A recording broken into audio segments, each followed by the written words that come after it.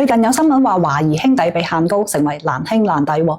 邊個估到啊？曾經嘅中國影視第一股，如今令到黃宗軍、黃宗呂兩兄弟咧就成為咗限高兄弟喎。今日咧我哋就講下華誼兄弟嘅喜樂啦。由佢哋身上，我哋揾下答案。電影業係咪真係行到末路啦？時間我哋翻去1994年啦，黃宗軍、黃宗呂兩兄弟咧仲未開始做電影，咁佢哋賺嘅第一桶金咧就嚟自於同中國銀行做標識設計喎。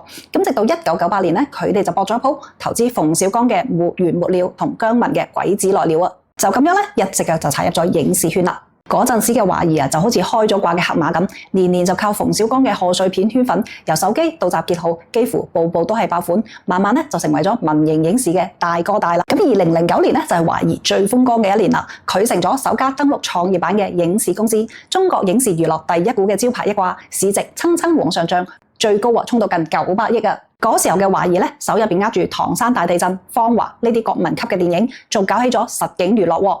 蘇州陽澄湖畔嘅電影世界一開園，幾多人跑去打卡，旗下藝人咧更加係星光熠熠啊！鄧超、姚晨、張涵予，隨便拎一個都係頂流。嗰時邊個可以估到啊？呢個竟然係華誼最巔峰嘅時刻啦！咁轉折咧就由2018年開始喎，唔知道係行業變咗啊，定係華誼踩錯咗節奏，佢就開始年年虧損啦，7年落嚟虧咗超過82億啊！到咗2025年，壞消息更加係一籮籮啊！黃氏兄弟因為7400幾萬嘅執行案咧就被限高，手入邊嘅股份100%被凍結，1.54億股票2次拍賣，連阿里咁樣嘅大股東啊都減持到5%以下，徹底退出重要股東嘅行列喎。由巔峰時期嘅近900億市值跌到剩翻59億，縮水超過90%。曾經嘅影視巨頭點解會落到如此地步啊？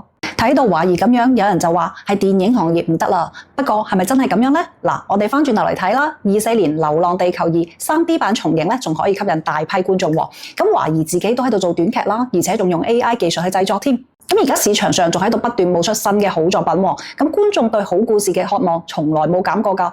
其實華誼嘅困境咧，更加似係影視行業轉型嘅一個縮影啊！由靠流量、靠 IP 嘅粗放時代，轉向靠內容、靠技術嘅精細時代，邊個跟唔上，邊個就會被淘汰。所以啊，電影業咧唔係話行到末路，只不過咧就換咗一種活法喎。華誼可唔可以捱過嚟？好難講，但係只要仲有人願意拍好故事，仲有人願意為好電影埋單，呢個行業就永遠有希望。你哋覺得華誼仲有冇機會翻盤啊？或者話你最近一次為一部好電影感動係邊一部呢？